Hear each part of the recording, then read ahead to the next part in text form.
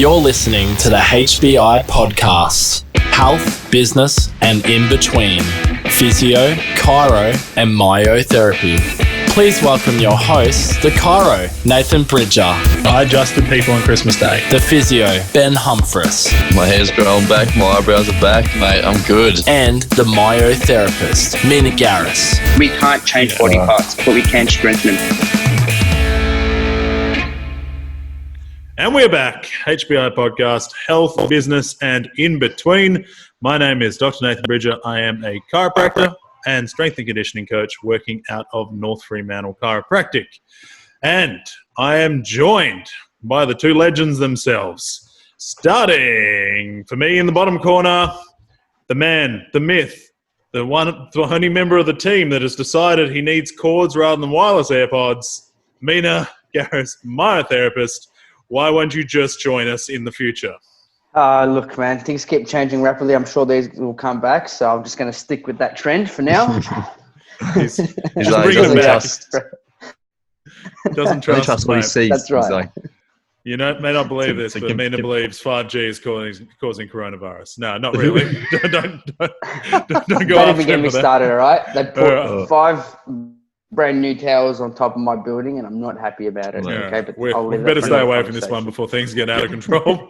And I that can tell third, you got more hair coming through. There must be Oh, something mate. with those radio waves. it's just, he's like, actually put more towers on. And speaking of hair, how is it, mate? Double it. I'm worried about this. He keeps leaning into this It's Philip getting long thing. as. I need a haircut, Listen. actually. Enjoy it, mate. Enjoy it all. Yeah, enjoy it while it lasts. But the little wizard himself, I the think big it'll last wizard, forever. whatever you want to call it. I think you're the little wizard now that Rulan's there because he's bigger than you, mate. So he'll be the big wizard eventually. But I'm we're going to call him he's heavier. the little wizard of Pran. The skinny wizard. Skinny Please. wizard of Skinny wizard of lean, Pran. lean wizard of Pran. Thank you. Windsor and various other areas. Physiotherapist, Ben Humphries. How are you, mate? I'm going all right. I'm excited about today's topic, actually. Mate, me too. And this is actually going to be our first podcast where we have a fourth member, and it's not by choice, but for those on video, I am currently holding my 11-month-old small shark, Poppy, because she's teething again and wouldn't let me alone. So if you hear some squawks during the podcast, it's just an added bonus of input from an 11-month-old baby. So Her first podcast. I'm sure it's not the last one either. not at all. Future, I don't know, so whatever what- she wants to what be were you extraordinaire. doing? What were you doing at 11 months old? I was podcasting. Start them young. Just, she's like, you can go back and hear me just drop an absolute fire. But big, really important topic today. And this is something that I think came as a bit of a spur of the moment, but it's so relevant because I think we've all dealt with this, or any practitioner's dealt with this, both personally and if you've worked with other practitioners or you've had front desk staff, that's been a problem as well. And it's what I'm going to loosely term as leave your shit at the door syndrome. So as we pre-frame this one, as a practitioner, people aren't paying for your problems, right? When they come into the office, they're there for theirs, not yours. And although we all have lives outside, we don't have the right to then drop the bad stuff onto people that are paying you money to help themselves. And this can go for us personally, but we can also see this a lot with our admin staff where they're having fights with their partners or something like that. And they're sitting on the front desk, being angry, crying, all this other stuff, which is not exactly, as a friend, and there obviously has to be a line with friendship with staff as well. But as a friend, you want to help. But as a business owner, you have to train them to understand that when they walk through that door, it's like there's an imaginary thing and all good things happen once you go through that door. Yeah. And it's a pretty critical topic because if I take away from the health industry, an earlier podcast I mentioned, I used to work for Telstra. I used to be a communications lead for both Philippines and Australia. And one of the biggest things were the 7 signs of communication, right? Yeah. And being able to understand your people and yourself and have that clear expectation around what does my mindset have to be when I go into work? What does my mindset have to be while I'm at work? And how do I deal with my shit if things are going down. So when I first kind of opened up the clinic here, that was a huge topic for me. All right, because your demeanor shows a lot, especially if you're the face at the front of the clinic. Your demeanor is really, really important, right? And I set the expectation with them. If you're having a shit day or things have happened, give me a call straight away. Give me a call. I'm not saying to spill your whole guts out, but there's certain things. Sometimes when you just have that chat, it can at least help you contain your shit for the day and make you feel supported, as opposed to you can't feel that way. Because right? Yeah, and help them understand that, look, there's a business, but I'm here to support you as well. And then I think when you give them that sort of respect and that outlet and that ability to communicate with you, I think naturally they're going to want to, it's going to be a lot easier for them to contain their stuff when things happen at home. Absolutely. I think you're bang on there. I think there's a couple ways to approach it. We can talk about how you handle yourself, B, how you handle other people, and things like setting the standards and the expectation. But as you said, Mina, like people want to be acknowledged, people want to be heard if they're handling their own personal battles, conflicts, anxieties, fears, whatever it may be. And as Nate said, like once you walk through that door, all right, game on, this is game face. We're no longer at training. And we're emotional beings, right? It's quite hard to sometimes people pick up on me all the time if I'm tired, exhausted, a bit flat, because I hate it. Our street boys, especially Mina, like are very energetic, like very loud, very like just bouncing off the wall. So if you're not at that standard where you're normally at, it's just like, hey, you're a bit flat today. I'm like, and in your head you're like, oh damn, they noticed. But, well, look, you guys called me out on that last week. Yeah, just tired, straight off the bat, and then I copped it the whole day. I'm like, you look tired though. Your eyes like this. Yeah, right. But it was. But like internally, I feel good. Like I'm fine. Externally, I look like shit. Right. What's that classic? We can't know ourselves often. It's that you're like, I'm fine. I'm doing fine. Everyone's like I've seen times. I've had a couple of times myself, but with people I've worked with where where patients have come to me and been like, is that person okay? Like we're worried about him. Like he's not himself. And it can just simply be like, there can be shit going on. But I remember a great example of a friend of a friend of mine, classic lead away, but another chiropractor, super busy dude. And one of the most, I can even tell you, but he's Norwegian. So you know, if anyone knows the Norwegians, they're the most over-the-top energetic crew in the world, especially because English is their second language. So this dude used to charge, one of the busiest clinics I've ever been to, and he decided to do a bodybuilding contest, which is super cool. But as he was in that dirty cut phase that Mina will know all too well. Mina did that, Obviously, your energy just dies. Yes. And so he's coming in the clinic, and he's still seeing everyone, he's still going, but everyone's so worried about him, and they almost felt the actual phrase that a patient used was, I feel like I'm being cheated on, because his energy was so elsewhere. He was so focused on this comp, and he lost, I think in the end, his patient volume dropped by almost 40% in the final 6 weeks of the cut. And then post-comp, he came back, obviously got on the phone, met everyone's like, what's going on? They come back in, they're like, oh, you're back. It's cool. Because they were coming in, because part of that healing process is that communication. It's my mentor says the real adjustment happens above the atlas. It's all about that between the ears. And if they're missing out on that, all the best things in the world, it doesn't matter how many skills you've got, they're going to feel like they missed out on something for their appointment. Yeah, absolutely. It's really hard, especially because we're all coming from a business owner point of view as well, and Nate's even worse. Not worse, but got even more responsibility hanging on to his daughter right now as we speak, while trying to run a clinic, while opening up in Corona. While trying to do a podcast. It's like all your own almost burdens, right? We put them on ourselves, but you carry your own burdens wherever you go. Yeah. And if you're usually quite upbeat and it's just your personality type, you're very a happy type of person, energetic.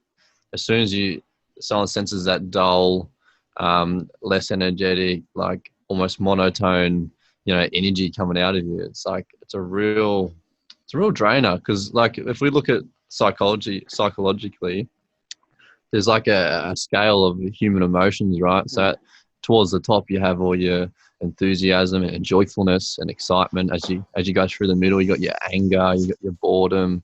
And then as you get towards the bottom of this scale, you have all your fear, anxiety, hopelessness, all that sort of thing. Now, at any one time, we all can be sitting somewhere on this emotional scale. Now, people who tend to sit lower, so if we're a bit flatter, we're sitting lower than what we normally are. And that's actually, it does take away from people who are sitting in a higher position than you. So that's what we have to be quite resilient and quite aware of as a practitioner, that, hey, if you're, hopefully, you're somewhere above the client most times, because pain's an emotion, right? So pain's somewhere quite low on this scale. So if someone comes in burdened with pain for years, chronic pain, whatever, they're always going to be usually lower than you on this scale. So you're naturally always going to bring them up. If they hang around you and you're higher energy, you're love and life, you're naturally going to bring these people up.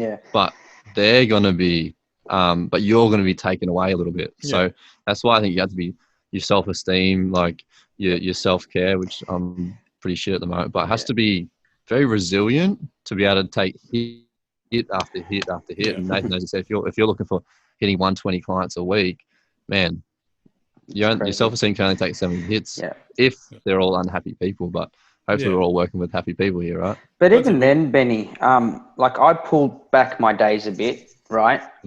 Actually, I pulled them back 2 days. And the reason being is because my lovely partner said to me, very nice, but not nice comment. Shout out to Kat. Thanks, sweetheart. She goes, I get the shit part of you when you get home. Yeah. And it's like when I'm with my clients, I'm like, I love what I do. I'm happy here. And it just becomes and you slap it autonomous, on right? But you got to think about, we feel stress through their shoulders. Yeah. So we're constantly kind of talking people through what's your mental state like. And we're not just treating, right? And then when I get home, I then do any follow-up work that I haven't done before, right? And listen, we had dinner. I was like on my phone typing, I'm eating and I'm typing, I'm eating and I'm typing. She's literally right there in front of me. She's cooked dinner. She's, you know what I mean? Sounds very familiar. And then I'm just like, I literally swear to Benny, I just leaned back and I had the knife and fork in my hand and I partially passed out. So tired. Right? That was last week, right?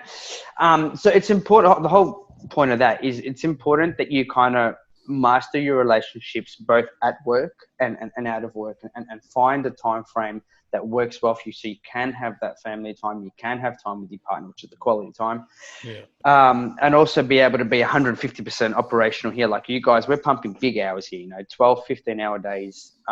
It's not easy to stay at that sort of threshold mentally and physically and then still be, bright and happy. So you need to kind of take the appropriate time off to give you time to reset and rest and just rejuvenate. I need it. I need it. Like I need to train. Well, this is the big one, right? Like this is this, like there's simple ways you can day to day, we can put stuff in. So this is, for practitioners, if you're working long hours, we can, for my myocule I used to work with, she used to do 3 hours and then she would always have at least 15-minute break, 3 hours, 15-minute, like, because she's like, if I go back to back for any longer, treatment's going to get shitty.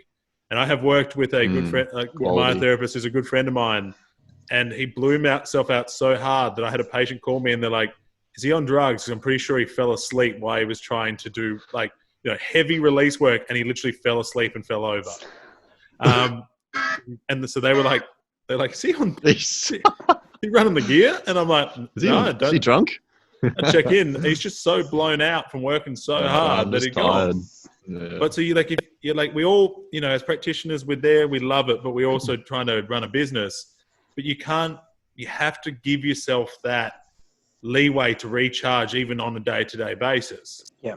But then for me, I run traditionally, it'll change a little bit because I'm opening the business, but when I get in full flight, I'm already starting to prep it. Every 3 months, I step out of the business. So at least 2 of them, it's probably just a long weekend.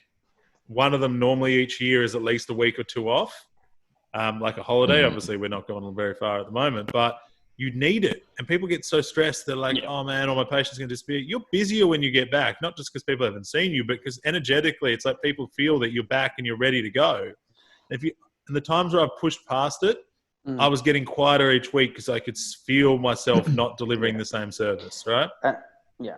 And I've been making a silly mistake at the moment, even when my clients are telling me off, because they can see I'm fully booked out. It's like, oh, did you get a break? And I literally looked at my schedule, and for the last 3 weeks, I've literally done 8 clients, 9 clients back to back, not even realizing. Right. And no wonder I'm falling asleep at dinner at home. Right. Yeah. Which is, it's not good because I'm not training at the moment, and that needs to change. Right. My nutrition's shit, and you're just catching it where you can. Just catching it where you can. So that's why now I've kind of reset that. And that's exactly what I've done. So every 3 hours, I put a 15-minute break. I don't want too much of a break. I'm good. But a 15-minute break, hydrate, have my zinc, have my brekkie, have all the things that I need to do. Because then I was following a similar pattern to you, Benny, where I was working, say 6 hours and then taking a 3-hour break and then another 6 hours. But then I felt like I was at work for 15 hours a day. Because you are. You're not feeling. No. You are there. Yeah. It's not sustainable, man. That's it. It's not sustainable. You burn hard. And the other way we can cheat it too. Now it depends on what you are, what kind of practitioner you are, what kind of appointments you do. One of the things I'm building in as I get busier is I'll have set points where new patients reports, my long appointments, basically anything that's longer has only set times they can be booked, and they're booked very specifically so that I have a maximum regular adjustment treatment set of about an hour and a half.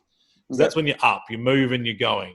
And then I have a sit down where I'm talking someone through or meeting them for the first time. So high energy, drop to low energy for a half hour or so, and then back up again. It allows you just to go up, down, back up without just being up all the time.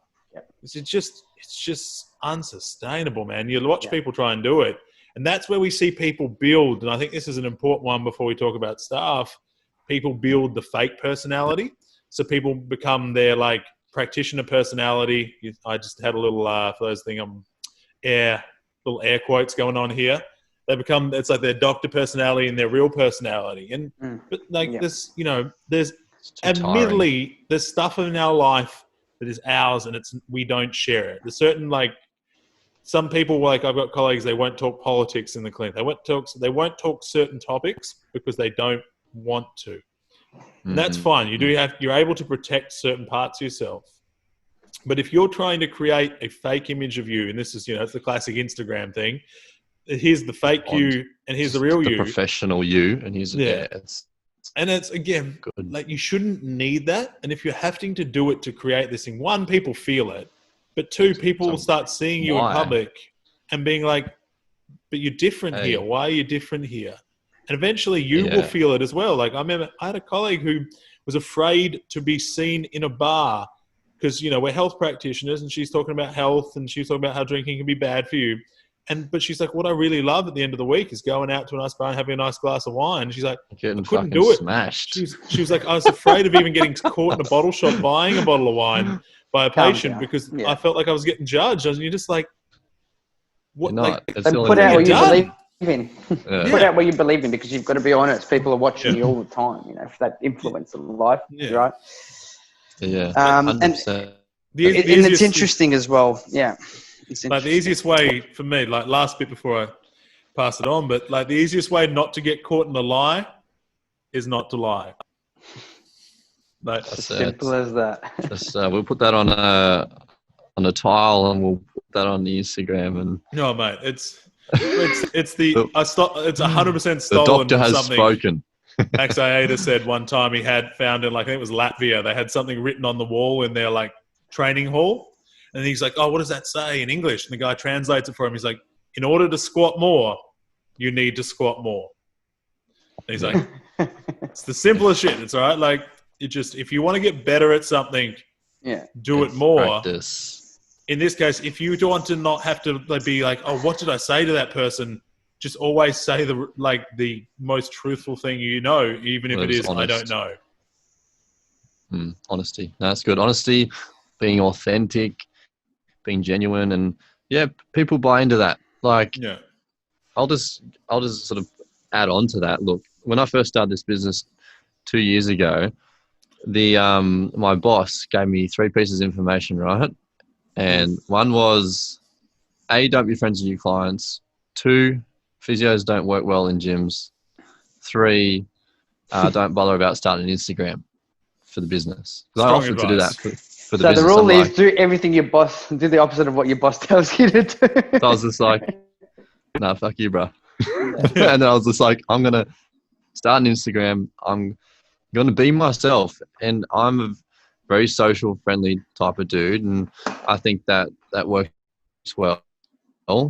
And especially if we're client facing, we're handling people's problems. Like, why not be the friendly type? Why do you have to sit back in your ivory tower in your chair and treat people as if no, I'm the professional here and you're the client? It doesn't work, especially me coming out as like a 22-year-old as a physio. Like, you don't have that power play. I'm like freshly shaven, no beard, fucking barely hit puberty.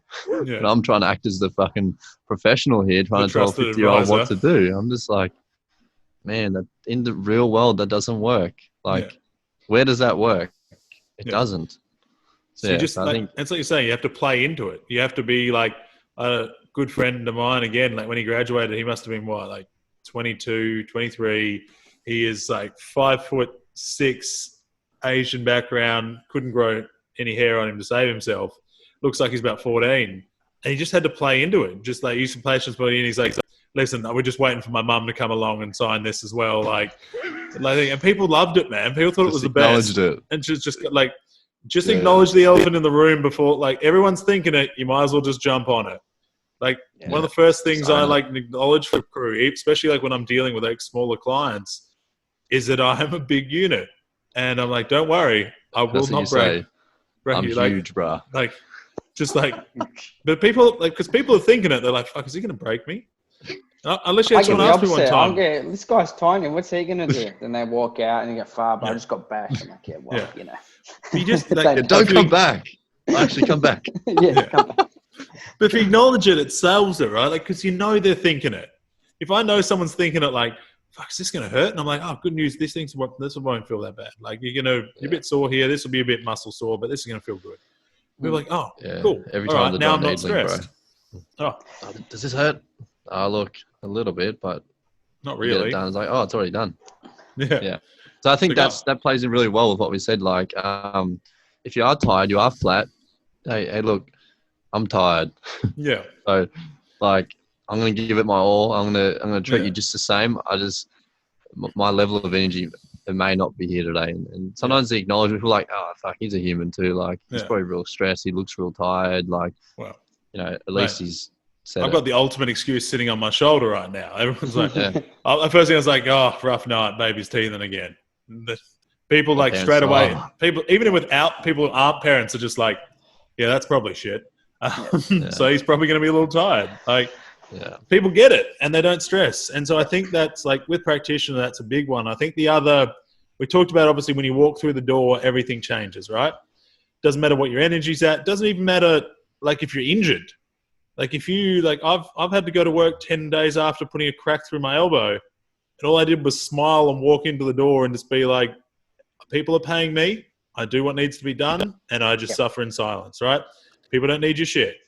But the most important thing, I think, for practitioners, besides the stuff we talked about, setting the book up, is what happens between you walking out that door and getting home.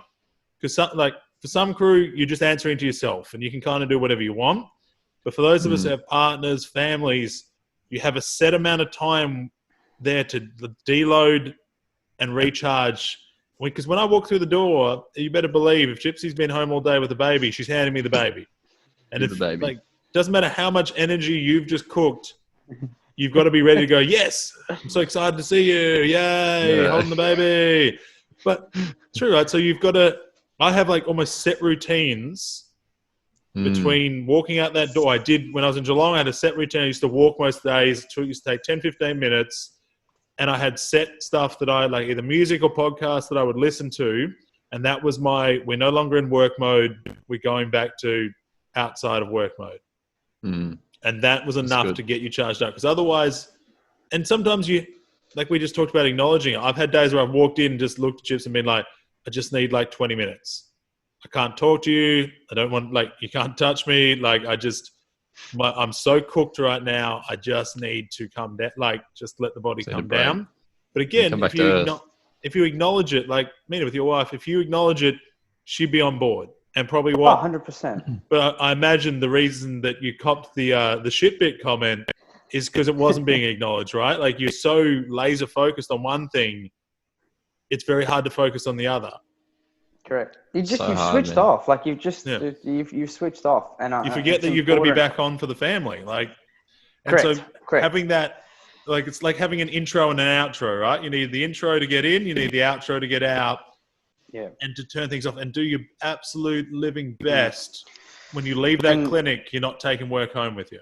But it's also important that, as a practitioner as well, that you're doing the right thing so you can sustain that after hours, right? So me working through 9-10 clients back to back, well, I'm kind of shooting myself in the foot because, you know, I haven't given myself the appropriate breaks and the appropriate lifestyle during work to make sure I have a better lifestyle after work, right? Yeah. Because when I get home, I want to walk the dog, you know, I want to cook up a feast with the missus. I want to do whatever I have to do. You know what I mean? Like, I still want to have energy to do because that's my time now, you know? Yeah.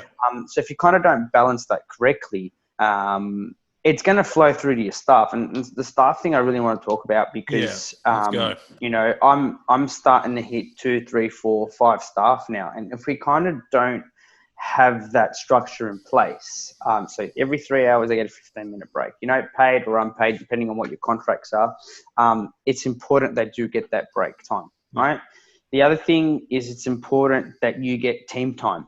Yeah, it's important that you have a structured time where you all get together and talk about things as a team. And then it's also important that you have your one-on-ones with your team, all right? Because you'll be able to identify things on a personal and an intra-team level at the same time, right? And when you work together, a lot of your personal stresses, like, for example, Sean, right? We had a couple of meetings and I never knew he did stock take. I didn't know he did, like, all these sorts of things that I had to do, but I didn't have the time to do it. We appreciate you, Sean. We appreciate you. Sean. Right? And so now, you know, in conversations, he's now leaving all these other jobs and he's going to stick with me full time now, because then I'm going to start offloading things to him that he's actually really, really good at. Great, man. Right? So for me, it takes so much stress off my head, and I can continue to support him while he continues to support himself and the business. And then that way he's got one place of work and doesn't have to stress, and you've got that certainty of getting paid. Yeah. So there's so many facets of stress that's important that we factor as bosses, because then it's going to flow through to us. Absolutely. Right? And if it flows from us, well, it's going to affect your whole entire team. So you got to be on for your staff as well, and lead from the front and set the examples. Correct. And I think you touched a good. We've just started literally the last couple of weeks. This is every day, 5-10 minute meeting. We'll jump on. This is Facebook Messenger. Everyone just tunes in, video meeting. And it's that regular touch point. It's because it's like, hey, if someone does have some issues with someone else, or something's not happening very well, or someone said they're going to do something, they didn't do it. It's like, hey, we've seen each other every day. I said, you can spill your guts, you can be open, you can be honest, you can be transparent, because at the end of the day, you know, between us, you know, others or Rulan or the staff, that way you get to unload not only your personal stuff, you know, in-house, but you also get to, you know, not only increase the effectiveness and efficiency of the business, but I feel like if you've addressed it, acknowledged it within each other, then it's not going to come out elsewhere. Yeah.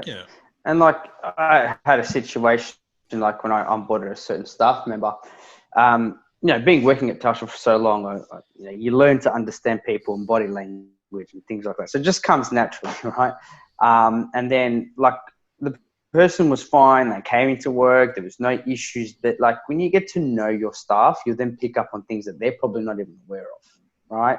So I had one look. I asked one specific question, and then I was able to unravel all this stuff that was happening at work. So that was happening at home, right? So being that pillar of support and really differentiating between the friendship thing and the boss thing. Like there does have to be a fine line, because that's where the expectation lies.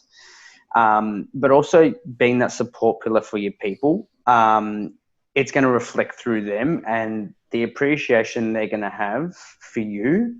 It's going to definitely work for you in the long run. So pay attention to your stuff, pay attention to yourself, be aware of how you present yourself. And if you have a sour day, like you guys mentioned before, just be on top of it. Like the other day, I cancelled a 6:30 p.m. session because I said, I don't feel I'm going to be able to fulfill you 100%. Here's another time. I'll even discount it because of the inconvenience. But I'm being honest, I'm not going to be able to give it 100%. I'm done. Right? Which was my fault, because I set myself up to fail by having that many bookings in one day. Yeah. And it's important to, this is what I tell people, like, you know, if you want to get bigger and stronger, you need to push your body 120, 130, 150, whatever percent of what it can handle, right? If you want to increase your tolerance to stress and your intolerance to, you know, handling more and more, and build your capacity to handle more and more, increase your efficiency, you have to practice, and sometimes you have to give yourself a bit of a nudge. You have to run it hot, 120, 130, 150, 200% of what you're normally used to working at temporarily, right? Like a really good quote that I've always stood by was like, live a life that's a marathon full of sprints versus living a life that's just a marathon at one pace. It goes, you go hard, you rest, you go hard, you rest, you go hard, you rest.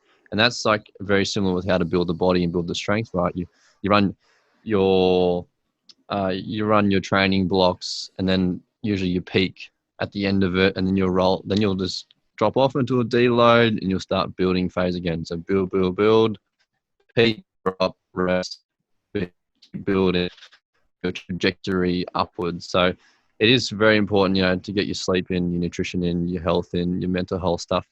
But also there is some value in just running it hot and pushing yourself, because if you don't, no one's going to do it for you. Yeah. Like there's a line there. It's that, but it's, like you said, it's that finding that second part that is the rest side of things. And that's, I think, for us as practitioners, because you do also, you know, we're working in health. So you can't be like a practitioner that's burning the candle at both ends and using just using stimulants to keep themselves alive and things like that. Like it's hard to, you got to be congruent with your message. So I think you're bang on, like with training, you know, we have to push it and then we have to recover. And the only way sometimes to learn how far you can push it is to put your back against the wall and go for it. But making sure you've got that other stuff there, making sure you're doing what you're preaching, right? Like making sure that your body's getting looked after. Make sure you've got a team holding you accountable. Making sure you're doing all those things. If you're not doing it, why would someone you're telling to do it? You know, like practice what you preach. It's not being a hypocrite. Yeah. And it's funny you mention that, because Chelsea went through my schedule and moved everyone forward or backwards to make sure I had a break. I had to look at my schedule, and actually all of a sudden I had breaks. Oh, so what a gem. That for me to see your stuff care so much is phenomenal, right? Because you obviously will be doing something for them that makes them feel like, you know, you care so much for them. And when they're returning the favor in an indirect way, oh, by the way, Maynard, I've moved all your clients around. I've already called them, and I've actually added breaks here, breaks there, breaks here for you. You know what I mean? Like that makes you happy. Yeah, like you're obviously doing something right, you know. And I think I mentioned in the previous podcast, but now what happens is every 2 weeks, you know, someone books in with me, someone books in with the osteo, someone books in with Sean, or someone books in with Chelsea. So we are all literally getting treated. And then once the gym hopefully arrives, 1st of July, I hope a little bit sooner, then I'll be allocating time for them to train and to you know, work on themselves, so that way then they're actually good, you know, well-being practicing what center. they're preaching. That's good, bro. Yeah. So 100%. I think just to wrap up with that, I think that's it's pretty important that there's that balance. You know, having that self-awareness of how you present yourself versus how you want your people to present themselves. Making sure that you are balancing your work-home lifestyles, so that way you're not burnt out at home versus work. I mean, you know, we don't have kids yet, Nathan, so I can imagine how intense that could be after, 150 sessions a week, and then going home and then Mr. going, here you go, here's another present for you. And I'm sure there's a lot of people kind of going through similar things. Like I know on some of the other podcasts I've actually been listening to is Cheryl Grant, like, she's a shift worker, right? So they do some crazy hours, So being able to kind of have that balance is really critical. Really, really, really critical. 100%. Right. I think that's well wrapped Good up, stuff my man. today, lads. I like it. Thank So you, there Poppy. it is, team. She's been Yeah, she did well. Getting some sleep in finally. She didn't want She's to do it getting all that last lifestyle night. balance. It's funny she would do this at night. But thanks everybody for tuning in. I really hope there's some absolute, as always, gems in there. But let's make sure we're keeping ourselves good so we can keep everybody else good at the same time. We do really appreciate you throwing a screenshot up and sharing it. It helps us get the message out to more people. And our goal, of course, is to help as many people as we can. And also, don't forget, 5-star review wherever you get your podcast from. As always, legends, it's been a pleasure, and I'll see you all real soon. Thank you for tuning in to the HBI podcast, Health, Business, and In Between. If you learned something today, please grab a screenshot, throw it up on the gram, tag us in it, and if there's any questions, please just reach out. Also, if you can leave a 5-star review wherever you get your podcast, that really helps us get the message out. As always, stay awesome, and we'll talk to you soon.